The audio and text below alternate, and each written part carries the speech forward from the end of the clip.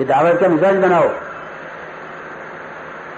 دعوت کا مزاج بناؤ، خدمت گزاری کا کام، لوگوں کے کام آنے کا، کہ اس راستے میں کہ یہ کام تو اخلاق سے پھیلے گا. کیسے پھیلے گا؟ اخلاق سے، کہ اکرام مسلم کی حقیقت وہ اچھے اخلاق ہیں، اونچے اخلاق ہیں. اس طرح ہمیں اس راستے میں نکل کر اکرام مسلم کی مشق کرنی ہے، پھر رو رو کر اللہ سے مانگنا بھی ہے. پھر ہمیں اخلاص کی بھی دعوت دینی ہے. خود اخلاص کی دعوت دو اپنے اندر اخلاص پیدا کرنے کے لیے، اور ہر عمل میں اپنی نیت کو صحیح رکھو. میرے بزرگ دوستو، عمل سے زیادہ اس کی قبولیت کی فکر کرو. اس کا مطلب ہے کہ عمل کے اندر اخلاص کا فکر کرو کہ عمل بہت اچھا ہے مگر اخلاص نہیں ہے تو اللہ کے یہاں سے مردود ہو جائے گا، بلکہ جو عمل اخلاص کا نہیں ہوگا جہنم میں لے جائے گا. کہ ایک عمل کا شرک ہے، ایک بتوں کا شرک ہے.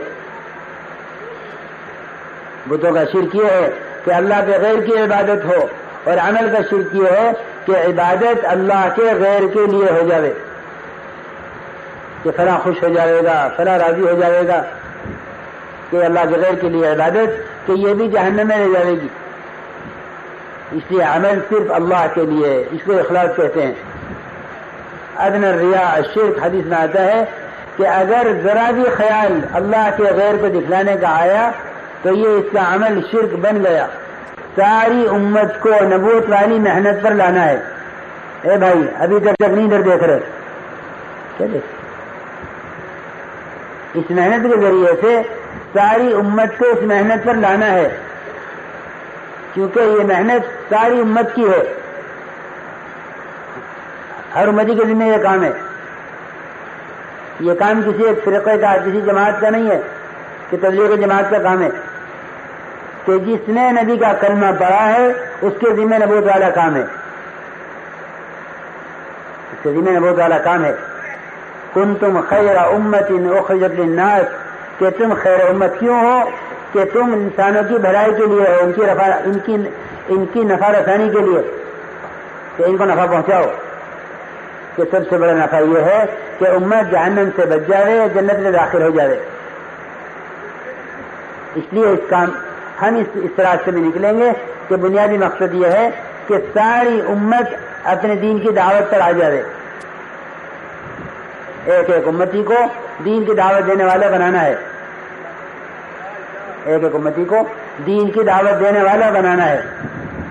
حضرت معاصر فرماتے تھے کہ اگر اس امت میں دعوت عام ہو گئی تو پھر اس میں اسباب ہدایت پھیل جائیں گے. اس لیے ہم اللہ کے راستے میں نکل رہے ہیں اپنے یقینوں کو بدلنے کے لیے، اپنی تربیت کے لیے. اگر اپنی تربیت کے لیے نکل رہے ہو تو اللہ رب العزت دوسروں کی تربیت کا کام بھی ہم سے لے لیں گے. اللہم اہدنا واہد بنا، اے اللہ تو ہمیں بھی ہدایت دے دے اور ہمیں دوسروں کی ہدایت کا ذریعہ بھی بنا دے. تو ہم اس محنت سے دوسروں کی ہدایت کا ذریعہ بھی بن جائیں گے. یہ بات تو یقیناً ہے کہ جو اس محنت کو کریں گے اللہ ان کو دوسروں سے پہلے نوازیں گے، اللہ ان کو دوسروں سے پہلے نوازیں گے. یہ اللہ کا وعدہ ہے، والذین جاہدوا فینا لنہدینہم سبلنا، کہ جو محنت کریں گے ہم ان کو دوسروں سے پہلے نوازیں گے. ہدایت اللہ ان کو پہلے دیں گے جو دوسروں کو ہدایت پر لانے کی کوشش کریں گے، بشرطیہ کہ یہ خود بھی ہدایت پر ہوں. علیکم انفسکم لا یضرکم من ضل اذا اہتدیتم، کہ اگر تم ہدایت پر ہو تو پھر تمہیں گمراہ لوگ نقصان نہیں پہنچا سکیں گے. اس لیے میرے محترم دوستو بزرگوں، ہم اللہ کے راستے میں نکل رہے ہیں. اول تو سارا ہی مجمع طے کر لے کہ ہمیں اس کام کو اپنا مقصد بنا کر کرنا ہے. لیکن اس وقت جو اللہ کے راستے میں نکلنے والے ہیں کہ وہ خاص طور پر سمجھ لیں کہ اللہ کے راستے میں نکل کر کیا کرنا ہے.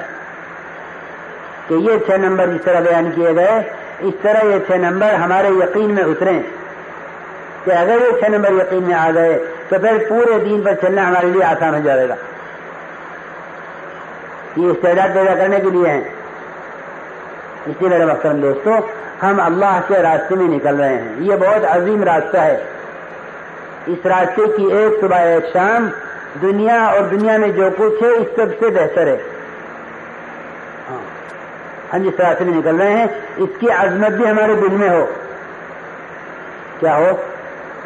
ہاں، اس کی عظمت ہے دل میں. اے بھائی، ہمارے دل میں اس کی عظمت ہے. پنکھا تو پہلے بھی دیکھا ہوگا کبھی.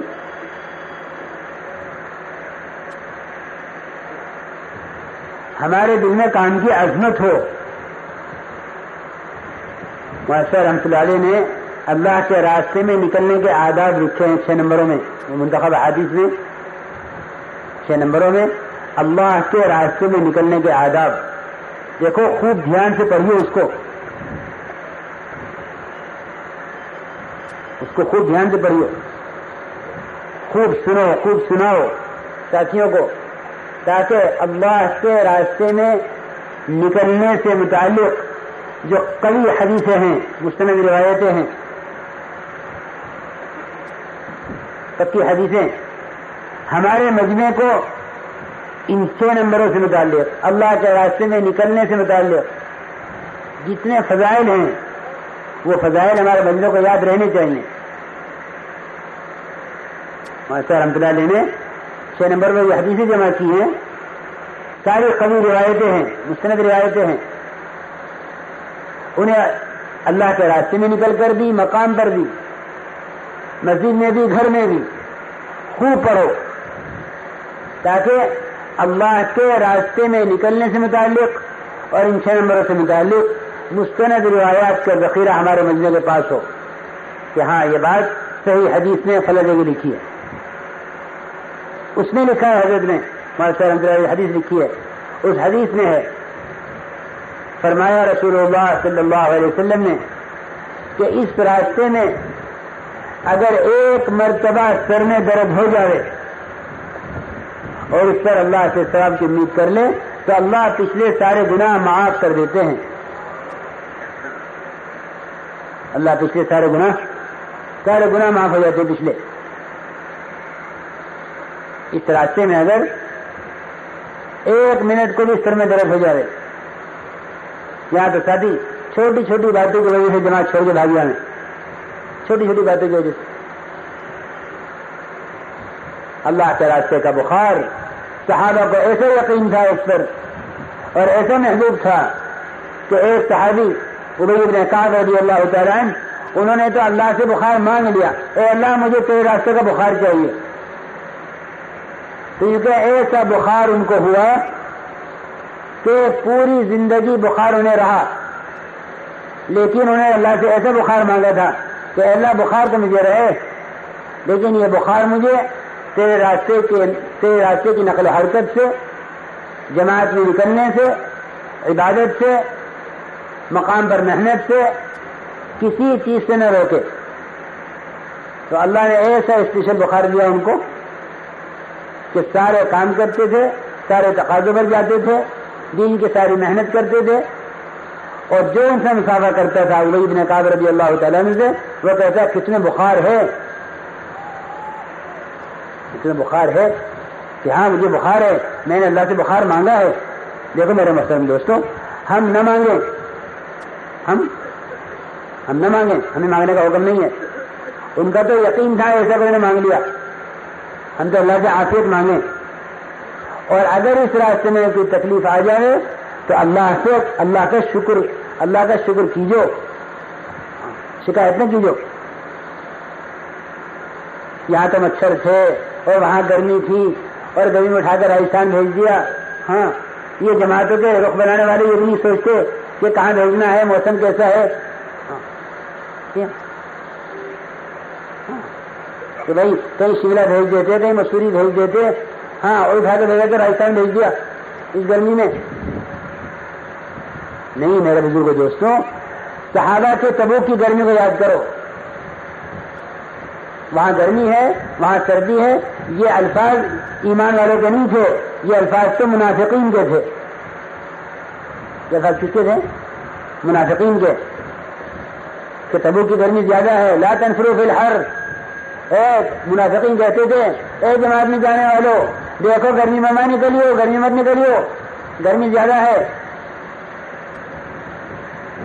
اللہ نے گرمی میں اس لیے نکالا تاکہ یہ تبوک میں منافقین پیچھے رہ جائیں۔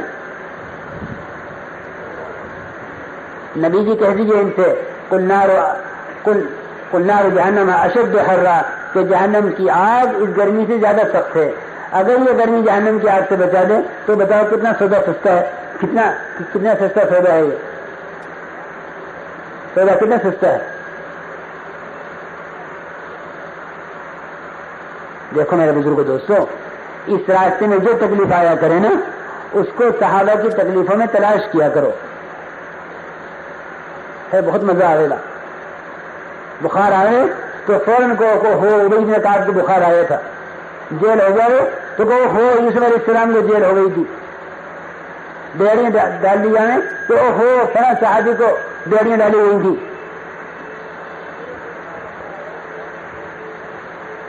ہم اصل میں یوں سمجھ رہے ہیں کہ ویسے کوئی چکر چلا ہے تبلیغ کا، حالانکہ سارا کام نبیوں والا صحابہ والا کام ہے۔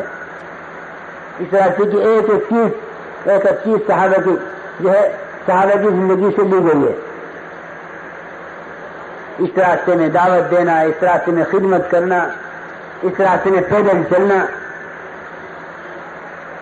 اس لیے میرے محترم دوستوں، ہم اس راستے کی عظمت دل میں لے کے جائیں، ہم اس راستے کی عظمت لے کے جائیں دل کے اندر، تو پھر اللہ رب العزت کا وعدہ ہے کہ اللہ اس جوہد پر ہدایت ضرور دیں گے۔ ہم نکلے اللہ کے راستے میں، یہیں سے ہمارا اللہ کا راستہ شروع ہو گیا۔ بعض ساتھی بیچارے جماعت میں پہنچتے نہیں وقت پر کہ ہاں تم چلو ہم آ رہے ہیں، ذرا بہن کی شادی کر کے آ رہے ہیں اور ذرا وہ فلاں کام تھا وہ کر کے بھی آ رہے ہیں، تم چلو۔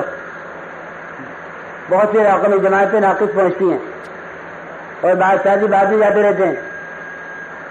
بعض ساتھیوں کو تو امیر بنا دیا جاتا ہے اور وہ کہتے ہیں تم چلو ہم آ رہے ہیں۔ میرے بزرگ دوستوں، اللہ کا راستہ تو شروع ہو گیا ہے گھر سے، من یخرج من بیتہ مہاجرا الی اللہ ورسولہ، کہ اللہ تو اس کا نکلنا اس کے گھر سے شمار کر رہے ہیں۔ من یخرج من بیتہ مہاجرا، گھر سے ہی نکلنا شمار شروع ہو گیا۔ اس لیے جماعت بن کر نکلے امیر کی اطاعت کے ساتھ، یہیں کے ساتھ امیر کی اطاعت کے ساتھ۔ امیر کی اطاعت ضروری ہے، لازم ہے کہ اطاعت سے تربیت ہوگی، اور اگر امیر کی اطاعت نہیں ہے تو پھر ہر آدمی اپنی خواہش پر چلے گا۔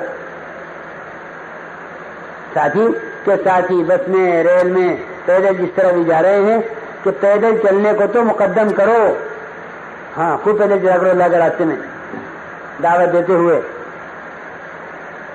لیکن جیسے بھی جا رہے ہو کہ سواری میں ایک ساتھ بیٹھ جاؤ تو اچھی بات ہے، اپنے ساتھیوں کو پہچان کر اپنا سامان بھی دیکھ لو، اپنے ساتھیوں کو بھی دیکھ لو، اکٹھے بیٹھ جاؤ تو اپنا ماحول بناتے ہوئے چلو، دعوت دیتے ہوئے، تعلیم کرتے ہوئے۔ اور دیکھ لو سواری میں غیر بیٹھے ہوئے ہیں دوسرے لوگ، تو ان کو اگر بیٹھے ہوئے ہوں تو پھر اخلاق کی، معاملات کی، اچھے معاشرے کی باتیں کرو، اللہ کا تعارف کراؤ کہ زمین آسمان کس نے بنایا، چاند سورج کو بنانے والا کون ہے، تاکہ ان کے کان میں بات پڑ جائے، ہماری ذمہ داری پوری ہو جائے کہ براہ راست ان کو دعوت دینا کہ نہیں، ہم اپنے ساتھی سے بات کریں گے اور بات انہیں پہنچ جائے گی، کہ انہیں بھی اللہ کی بڑائی اور اللہ کی قدرت سمجھا دو تاکہ ہماری ذمہ داری پوری ہو جائے کہ اللہ کی بات اللہ کے بندوں تک پہنچ گئی ہے۔ اس طرح ہم جب یہ دیکھیں کہ اپنے ساتھی بیٹھے ہوئے ہیں تو پھر نماز کی، ایمان یقین کی اور